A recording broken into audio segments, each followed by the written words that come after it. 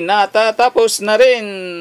Napaplastar na. Pwede na ito gagamitin. Okay, yun lang. Sa susunod mga kanyubi, mag ano naman tayo, vlog naman tayo kung ano ang maano natin, itutulong natin sa inyo, ma-share natin sa inyo. Okay? Okay, ngayon alam na natin nga itong mga ganito, pwede pala ma-modify natin ang power supply sa kanyang charger. Okay? Okay, ayos mga kanyubi. Ayos.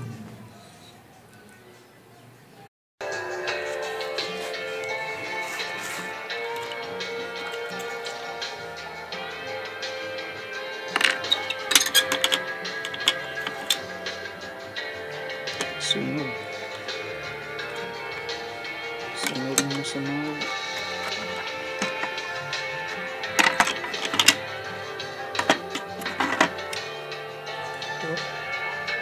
Nasusunog na. Good morning mga kanyubi. Welcome back mga kanyubi. May pinarepair dito sa atin itong drill charger. Ayaw na magkarga mga kanyubi kasi nasusunog na. Ngayon, re-repairin natin. So ito mangyayari kanyubi. So ito mga kanyubi, sunog na mga kanyubi. Ito mga kanyubi, sunog na mga kanyubi. Tapos hindi na natin pwede ma-repair kasi ano na, nasusunog na itong pati IC driver niya mga kanyubi. Nasusunog na. Tapos itong transistor short, sira. So ang gagawin na lang natin ito mga kanyubi, anuhin na lang natin, papalit. Hindi natin pwede mapalitan ng transformer kasi hindi na magkasya dito mga kanyubi. So ngayon, ang gagawin lang siguro natin, i-improvise na lang, natin na walang transformer. So ang gagamitin natin mga kanyubi, transformerless mga kanyubi. Kasi paglagyan natin ng transformer, dito natin malagay ang transformer. Sayang naman. Tapos ito na lang. Para ganun pa din ang ano niya, para sa casing niya malagay pa rin dito sa casing mga kanyubi. So ngayon improvisein at Tagalog. Tagalog po. Tagalog pala Tagalog gani. Okay, kaya ngayon nakabuyoy-buyoy tayo dito mga kanyubi. Sige ngayon. Ito mga kanyubi, tinanggal ko na ito transformer, tinanggal ko na kasi dito natin ilagay ang ini-improvise natin transformerless mga kanyubi. Anong gagawin natin dito mga kanyubi? Gamit tayo ng ito, inasimbol ko na. Hindi ko na sana ito i-vlog pero na-remember ko na sayang naman hindi tayo makashare sa inyo. Itong gagawin natin mga kanyubi, diode at saka itong capacitor na 225, walang marka mga kanyubi, no, nasusira na. 225 400 volts mga kanyubi. Ito, tapos resistor mga kanyubi. Ito resistor. Ito ang gagawin natin ngayon mga kanyubi. Tingnan nyo paano natin aasimbolin itong charger. Hala, sayang mga kanyubi, lumabas kahapon 743. Hindi tayo may mga number pa mga kanyubi. Tatayaan natin ito mga kanyubi, no? Baka manalo tayo dito. Okay, continue tayo mga kanyubi. I-assemble ko muna ito mga kanyubi. Tingin lang kayo din mga kanyubi, paano ko ito assemble-in. Okay? Okay. Dito sa negative natin ilagay mga kanyubi. Negative. Dito natin ilagay ito negative. Saan ba negative? Dito.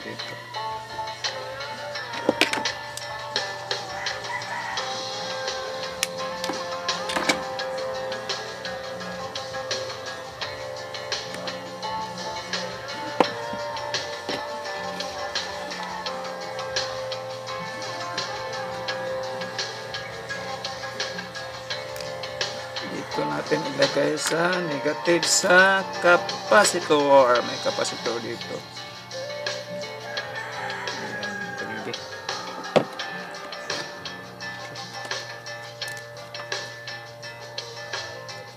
Okay.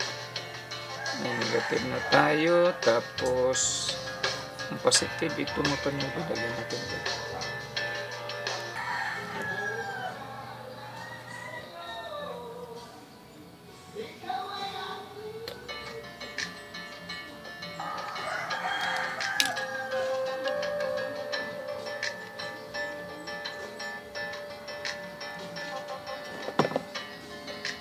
Tapos itong positive, dito natin pagin ang kanyubyo. Yan. Yan. Lagay natin dito sa positive sa capacitor ito. Positive. Dito natin ilagay. Positive rin. Taas na.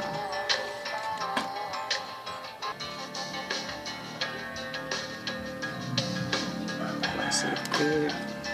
Yan. Meron na tayong supply na positive at saka negative. Ito kasi ang secondary.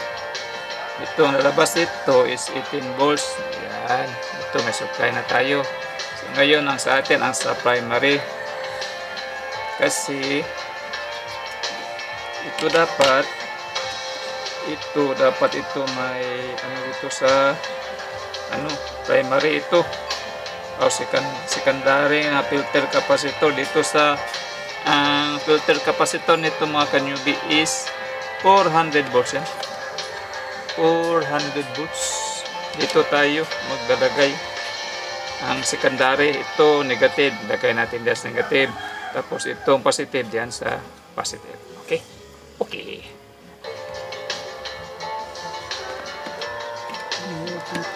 saka dito sa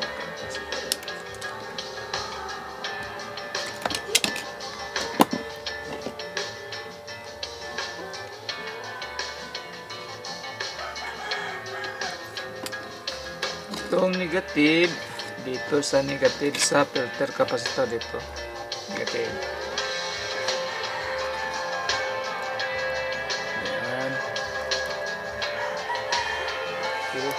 Ayun.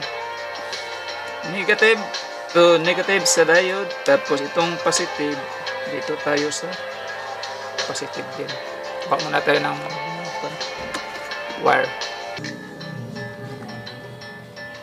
dito sa positive sa diode.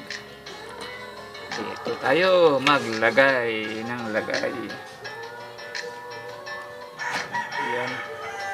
Hayan mga kanyubi. Kailangan tayo yan kasi ang tungkulin nitong mga technician mga kanyubi. Yan ang mga technician, sinasabi ang mga technician kasi ang meaning yan ng mga technician mga kanyubi, technique. May mga technique. Yan. Iba sabi ng iba gamit nagtatawag sa akin cellphone. Gamit tayo ng pinagbabawal na teknik. Yan ang sabi ng ibang mga mga technician. Pabagyan ko muna yung cellphone mga kanyubi, may nagtatawag. Hello sir. Ito ginagawa ko pa sir. Baka bukas matapos na ito. Sige sir, maraming salamat sir. Okay. Nagpa-follow up na yung yung customer nito. Tapos na ba daw? Kaya gagamitin nila. Yan, tapos na ito ngayon. Tapos ang sinabi ko sa kanya, bukas na lang kunin. Okay, continue tayo. Saan na ba tayo? Itong ito kasi positive dito sa positive din sa diode. Ito mga ganito, halos alam na ito sa lahat ng mga technician, pero minsan yung iba hindi nilang ginagamit kasi yung iba transformer na yung ginagamit. So sa atin, hanapin natin ng paraan. Yan, tingnan nyo mga kanyubi. Ayun, hapit na tayo matapos mga kanyubi. Ito ang tinatawag na transformerless charger mga kanyubi. In-improvise natin mga kanyubi. Kakasya ka ito? Approve ka ito? Tingnan natin. Yan, technician kasi tayo Ito mga kanyubi, ito ang kanyang EC. Oh, ito EC. So, line 1, line 2. Dito na rin tayo makukuha. Line 1, dito tayo. Line 1, dito. Tapos may fuse. Ito, sira na itong fuse. So, lalagyan natin ng wire. Jumpera na lang natin para may fuse pa din. Pero, jumper na ang ginagamit natin. Okay. Okay.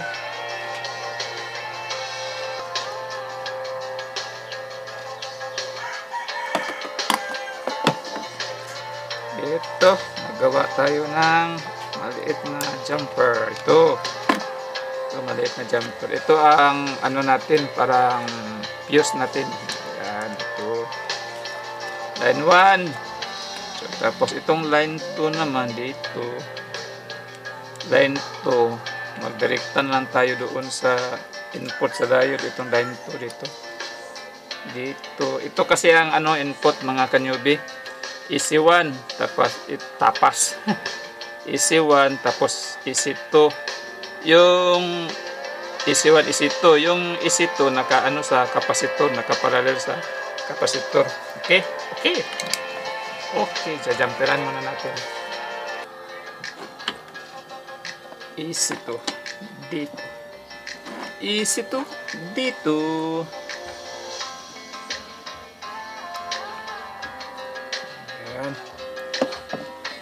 Tapos papunta dito. So dito natin ito. Yan.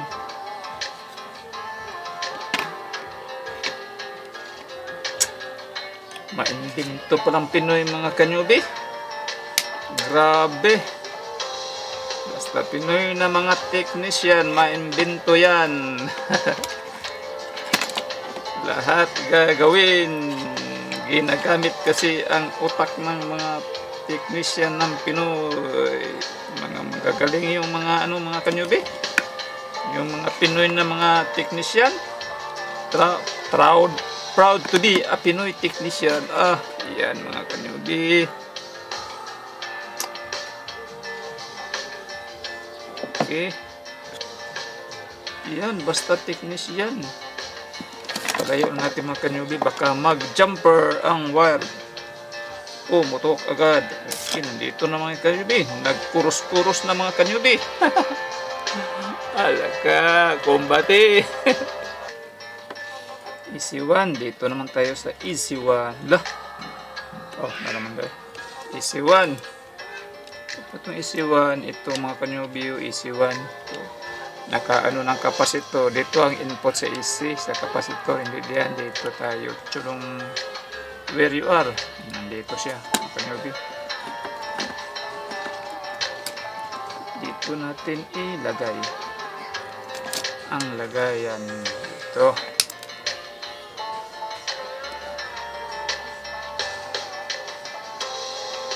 Mahirap ng kanyubi pag yung gagamitan natin ang transformer. Hindi naman masyadong malaki ang mga amperahe na ito mga kanyubi. Okay ra ito mga kanyubi. Dito. Ito ang input ng kapasitor.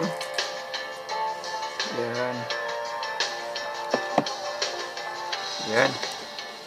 Ito siya dito sa kapasitor. Yan. Ito na mga kanyubi. Tapos na. Okay na. Tapos na mga kanyubi ang ating transformerless. Yan. Okay, natapos na ang ating mini-modify na power charger. Ito ang ating mini-modify. Tingnan nyo. Chopper type kasi ito. Tapos kung lagyan natin ng lagyan natin ng transformer, hindi na magkasya dito. Ito na lang, mini-modify ko na lang. Hindi na magkasya dito sa lalagayan. So, minomodify ko na lang gamit ang anong ginagamit mo. Ito ang ginagamit ko, isang diode, isang kapasitor at resistor. Yan lang ang ginagamit ko pang modify dito. Yan, pwede na ito maka-charge. Testingan natin, i-on natin. Tapos susukatin natin kung ilang voltahe ang secondary kasi niya dito. magsusupply dito sa controller niya. Ito dito. Nilagyan ko ng standard diode nga 30 volts para in case na magloko ang minomodify natin, safe pa rin ang controller dito kasi may standard diode nga nilagay natin. Pag lumakas ang voltahe, masusort lang ang standard diode. Okay? Okay, so iti-testing natin, ipa-plug natin. Power plug. Lagay natin ating tester sa DC 50 volts. Yan, para masusukat natin. Dapat ang voltahe dito nandito sa 18 to 20 volts lang ang voltahe. So ngayon, ipa-plug na natin mga kanyubi. Itong plug natin. Yan. Yun, nagpa-power na mga kanyubi. Magpa-power na. So tingnan natin kung may ano ba siya. May 18 volts or 20 volts siya. Ito ang kanyang negative at ito ang kanyang positive. Uy, ang lakas-lakas mga kanyubi. Pero pwede na yan, 30. Pwede na yan. Okay na yan. Tapos, lagyan ito, nagpa-power natin. Nagpa-power na. Ilagay natin sa mga kanyubi. Lagayan mga kanyubi. Tapos, o-observe rin natin kung kakagat ba, pa-function ba. Okay, ilagay natin dito sa lagayan. Iibutin muna natin ang itong plug. Yan. Okay. Tapos, lagay muna natin ito. Ingat kasi may pa dito, may kuryente pang naka-store dito mga kanyubi. Ito. Saan ba to? Nangungurinti pa to. Yan.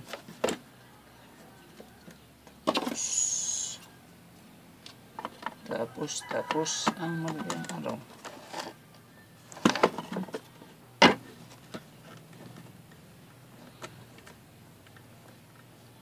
to?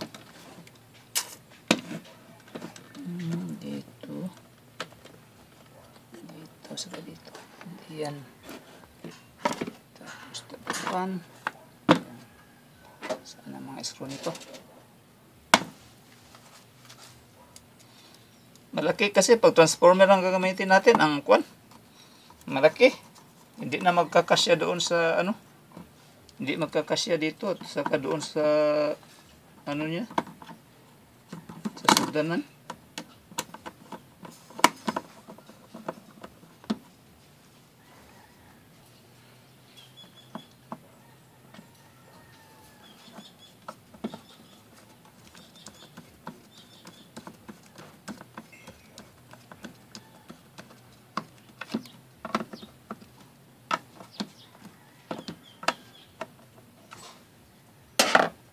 Okay, ito. Tapos tayo.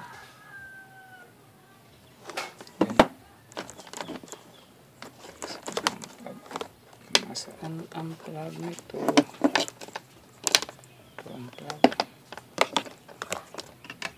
Okay, makukuha tayo ng battery pang testing natin. Battery.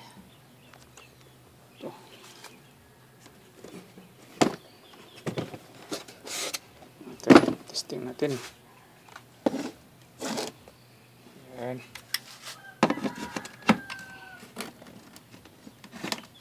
Yan.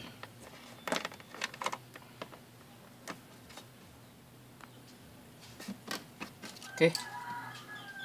I-on na natin mga kanibi. Power on. Yan. Power on. Yun. Ito. Nag-charge na. Yan. Ayos. Ayos mga kanyubi. Minomodify natin ang itong supply. Okay. Ayos na. Obserbaran natin kung ilang oras matapos yung pagcha-charge niya. Okay. Ito may mga pa siya dito. Testingan natin. kasi wala na to.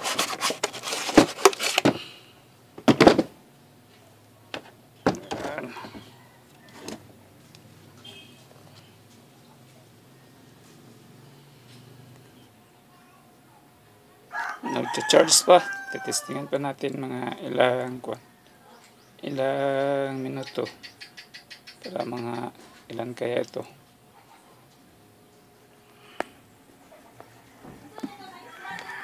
Okay. Ang oras ngayon is ano kaya? 12:32 yan. 12:32. Tingnan natin kung anong oras siya mapo-full charge. Okay? Pause muna natin.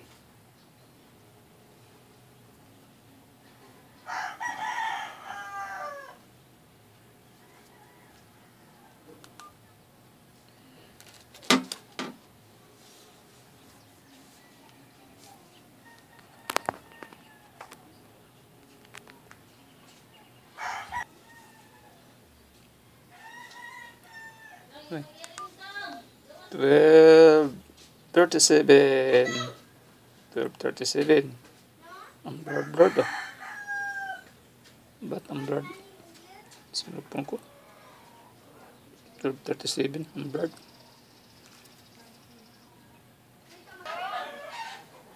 1 o'clock na. Totally discharge kasi itong yung battery na ito. Totally discharge na. Obserbahan natin. 1:33. Okay na, full charge na yung natin. 1:33. Bali mga 2 hours? 1 hours. Okay. Ito na, full charge na. So, iti-testing na natin. Kunin natin, open na natin.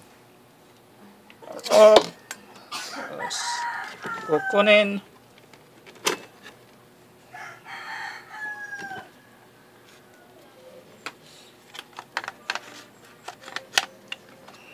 Ano to? Yan. Ayun. Ayos. Reverse. Okay.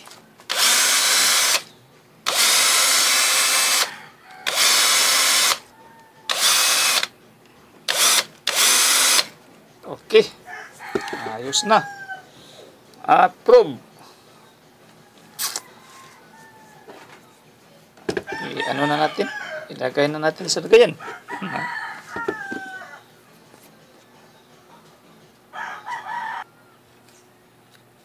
Charge. Tapos ito namang isa ka battery ang kakargahan natin. Yan. Nag-charge na naman. Ito. Okay na ito. Full charge na ito. Itong isa na naman ang kakargahan natin. Madali lang siguro itong isa kasi parang naanuhan ko na. Dati yan, parang nakakargahan na yan.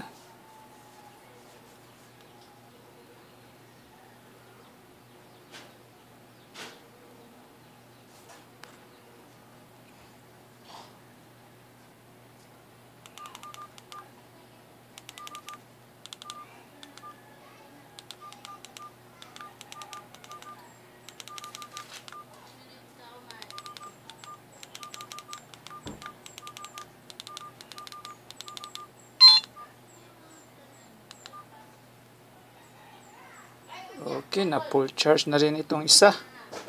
Madali lang nakargahan. Ibalik na natin dito sa kaha. Okay.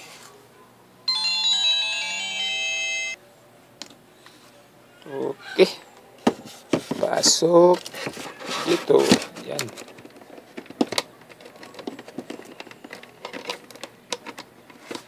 Tapos ito mga charger. Okay na to. Yan.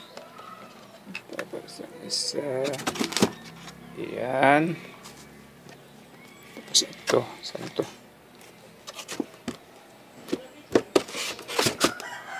Okay. Ayan. Plaster na plaster na. Okay, ayan, plaster na. Yan, okay na. Na-save na natin itong charger. Pwede na ito mga gamit. Yan. Ayos.